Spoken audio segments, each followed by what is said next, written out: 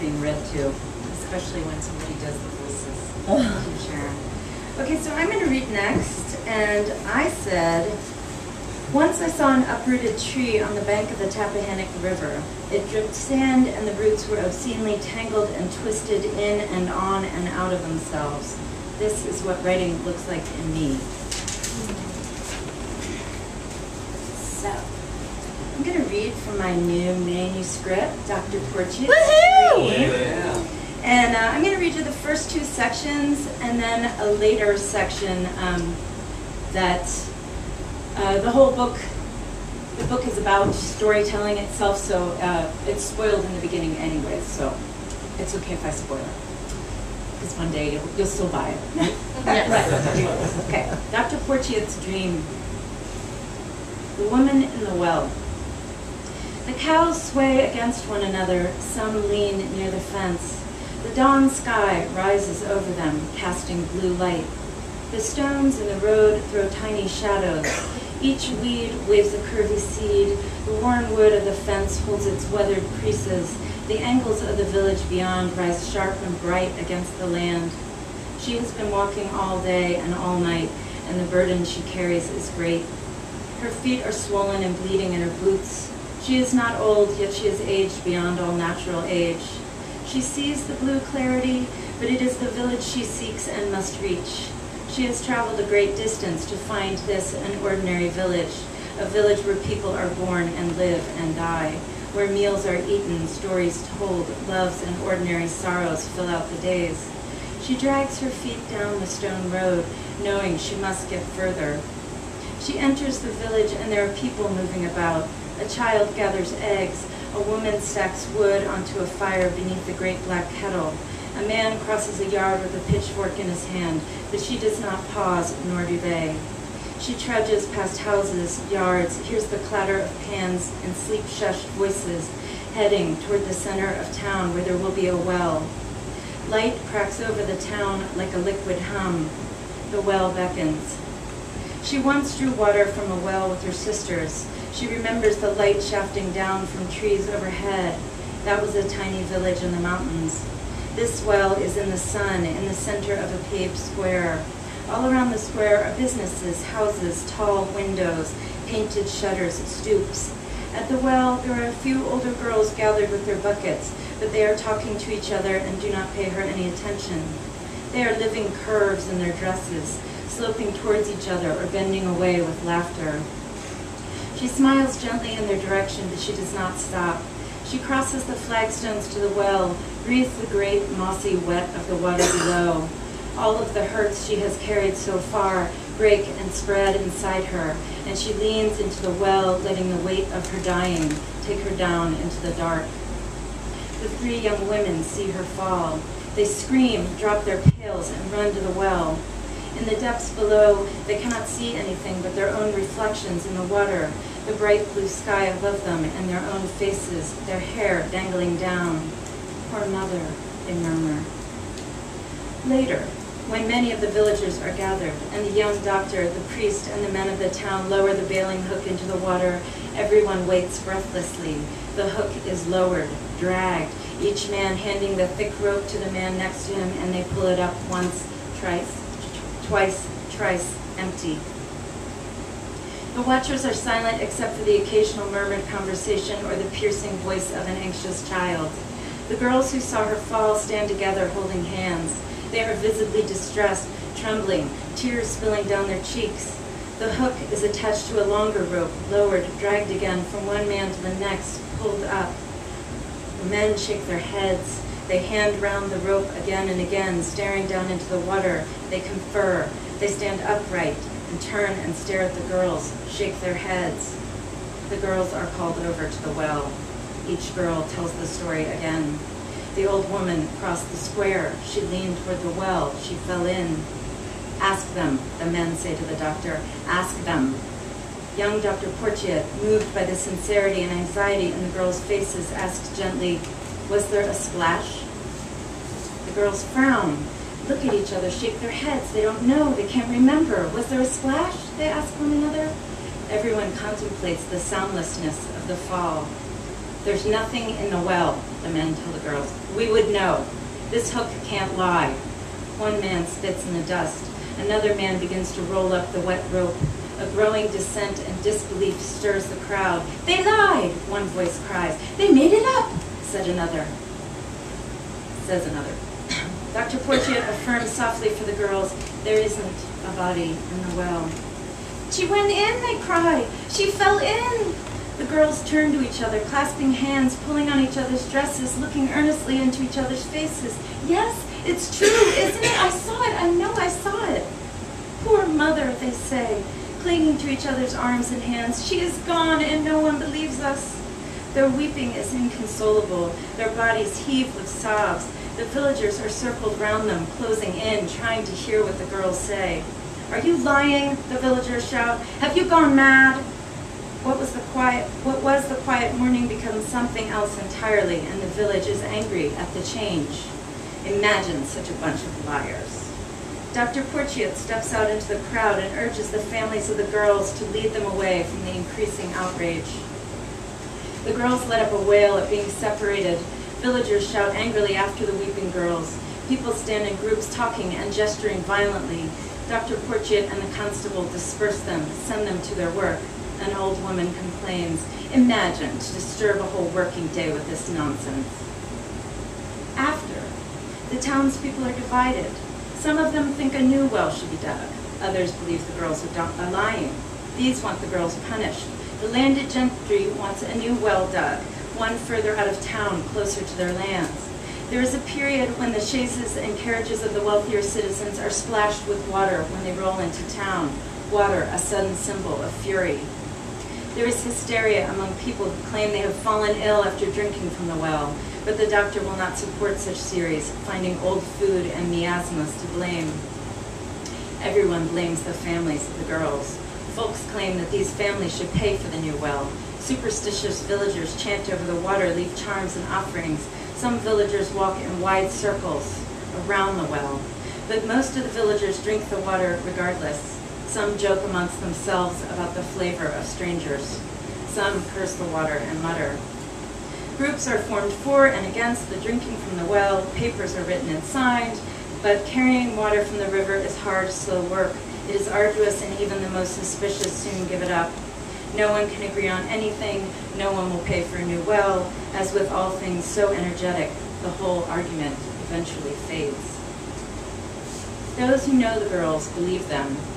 These are not particularly mean-spirited, imperious, clever, or deceitful girls.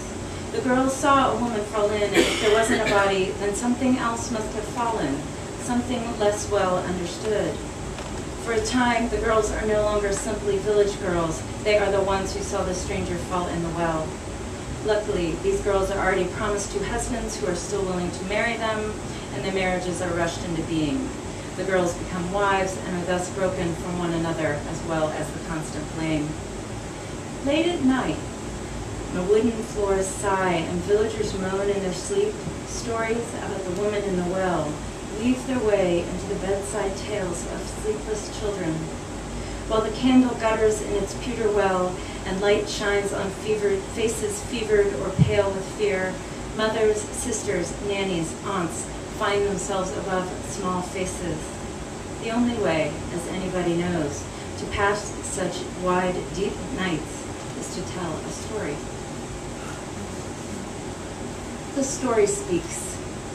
A child, unable to sleep, asks, "Tell me a story?" And the woman tending this child must think of something. What better than a story with no ending? What better than the village's defining story, that of a strange woman entering the town, falling into a well, vanishing? It is in these hollowed out spaces of living that I am formed, where I am created to fill what is not known. Here I appear in your mutable human shape, relentless and joyous and endless. And if I hold the not knowing within these very specific sentences, this then is where you mean to keep them, where you meant to keep them all along. This is the story of a village, and it is not a story of a village. It is the story of human lives and weather and buildings, mountains and human love and betrayals and death also. A small village is nothing but stories. Any village is nothing but stories. If you wonder how I begin, even in your wondering, you make me. I am built by you, now, even as you wonder who it is that speaks. This is how it was in the village late at night, with the sisters and nannies and mothers and aunties only saying shh, shh, shh to the sleepless children. These are the women whose minds and mouths first formed the sentences, the ideas that marked this particular semblance out of the murk, their story based on an absence, the vanishing of a woman, dead in a well, no, not dead exactly, but gone. You wonder what good it does to tell a story, and I say, I am the breath exhaled. I am the beating heart in your ribcage. I am the long white bones buried in your red flesh. I am the pulsing of you. I am the wincing, the confidence, the longing, the dreaming, the posturing, the calling out. I am the softening, the thickening, the nodding, the angers, the swallowing throat. I am the wetness that floats between you and yourself, and you and each other. I am a dream, a vision, a voice in the dark. Let me tell you. A woman falls into the village well and vanishes, and oh, how the village folk dream and wonder over it. The stories first sown in the mouths of the mothers, sisters, nannies, aunties become the fabric of lives. Like weeds, these stories grow thickly green, freeze and brown, wither and die, linger hiding, burst forth again. Just as men and women grow and act and think and become older, more frail, suffering the cold in their joints, the coins changing hands again and again, just as the children who hear the stories lengthen their bones and deepen their gray matter and mull their ideas, become what they will become. Every single human story has a beginning and an end. The children asked of their mothers, sisters, nannies, aunts, tell us about the well. And in each house, a different story emerged. The woman came from a far-off mountain village that awaits her return. The woman came from a far-off mountain village where all the people but one were killed in a war. After drinking from the well, a man dreams a dream that almost kills him, and then he turns into a bird and flies away. After drinking from the well, a woman becomes an animal that is hunted. After drinking from the well, a woman dies of a broken heart. After drinking from the well, a young man snaps all of his loves in half, like beans. After drinking from the well, a woman turns into shadow and disappears into the dark. After drinking from the well, a boy finds his way home to a place he's never seen. I'll tell you each of these stories, and you'll exclaim, this proves nothing about the woman in the well. These sorts of things happen all the time. And I'll say, yes, yes, yes, that is very true. So this is from Antwerp, who is the young man who snaps his love in half. The day that Louise died, Antwerp felt like he was going blind. He was weeping and could not stop his weeping. He'd been the one to find her in the morning in the study, slumped onto the floor, having fallen from her chair, her red hair over her like something spilled. When he saw her prone form, he knew. It was this heaviness, this deadness of weight that he could not stomach.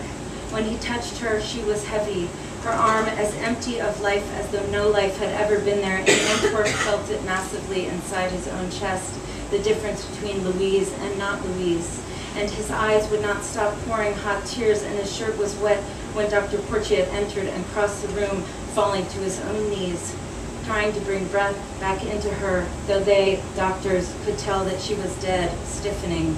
And they took her into the laboratory, and Antwerp would not leave her, and Dr. Portier had sent for her family, and even when her parents and older sister crowded into the room weeping, and Louise's mother gave Dr. Portier an envelope, and the sister and her mother anointed the body, they could not get Antwerp to leave the frame of the door. He didn't ask why they didn't take her body as custom decrees, because he felt that it should stay with him. And he didn't see the mother speak with Dr. Portier, who stood in the corner reading the letter with a grave face. And Antwerp felt Louise's father's heavy hand on his shoulder, and he looked up and saw how the big man suffered too. And Antwerp felt an enormous wall rise inside himself, and he slammed into it again and again, senseless with the not Louiseness, saying in his mind's eye, she is dead, Louise is dead, and great worms of sorrow whipped inside of him, and the tears were like something not his but wet upon him, and he hated everyone, especially himself, for failing to keep her alive, because she had tried to tell him and he had failed her. The day passed like this, and he was never away from her body, now pristine and foreign under a sheet. But it was her, not her. And he heard a noise coming from his own body that he didn't understand. Then Dr. Porciat gave him a shot in the arm, and Antwerp felt himself falling away, looking up into Dr. Porciat's brown eyes, those wild eyebrows, and sleep or nothingness like sleep came to him. When he awakened, he was ravaged again by the knowing, Louise and not Louise, and he started off the bed, clothes akimbo, stumbled through the dark rooms, not even remembering to light the rooms, and the tears began again as if they had not stopped for however many hours he had been unconscious, and he was away from all the world. He remembered nothing of the world he'd once inhabited, and downstairs Dr. Porciat's light shone under the door in the laboratory, and Antwerp opened the door, and there was Dr. Porciat, with a sponge in one hand and knife in the other, and Louise slit neatly down the center of her breastbone. Dr. Porciat, concentrating, dabbed neatly at fluids without seeing Antwerp set down the sponge to reach for another, a longer knife, with which he would again cut Louise, not Louise, the smell of lamb thick in the room, and Antwerp screamed and lunged, and Dr. Porciat, startled but strangely calm, not as if he'd been doing something wrong, which he was, and Antwerp hurled the tray of tools and scales and threw himself on Louise, and he could not understand the words Dr. Porciat was shouting. "She asked me to, you must understand, she asked me to." But the doctor's arms pulled at Antwerp, saying she, and Antwerp slammed back at the doctor and tried to bring the halves of Louise together with his hands, which kept slipping on her skin and into her dead chest, the organs bulging at him with their greenish lace, and he was still screaming. He could hear that, and not Louise's blood was all over him, and he ran to the door, flung it open, and ran out screaming, "Murderer!" until shutters began to open all over the square, and the tops of heads appeared in windows, and Antwerp, blind, spewed the words from his mouth, and in rage pointed a bloodied finger towards Dr. Porciat's door, which was already shut against him, and not Louise was lying in there without him, cracked open to light and air, and then he was surrounded by villagers, and already he knew what he'd done, but he could not stop, and he pointed again, shouting, "Grave robber!" And they left him standing there, running to pound on Dr. Porciat's black door, someone smashing the glass of the window, and they dragged the tall, familiar figure out towards the blacksmith's kettle of pitch, which steamed as though they'd readied it just for this. And Dr. Porciat was long-limbed, tied up, and speaking in a fast, low voice to the villagers he'd cared for all these years, and suddenly Antwerp understood what he'd unleashed as a mattress of feathers was brought out to the square, knifed open with a violent ripping sound. The mob shouted, all angers awakened, and the villagers caught in a blood fury that Antwerp knew had nothing to do with Dr. Porciat's careful medicine. And he wanted them to stop. He shouted against their fury, "No!" And the tears came again, and the villagers turned on him, too, locking him away in the blacksmith's horse stable where it was dark and reeked of piss, where he could hear the sound of Dr. Porciat's shouts of pain, and Antwerp pounded on the door screaming, splinters stabbing his skin, and he bled and screeched and banged until at last the vastness of his new aloneness overtook him, and he fell to the filthy floor. Thank you.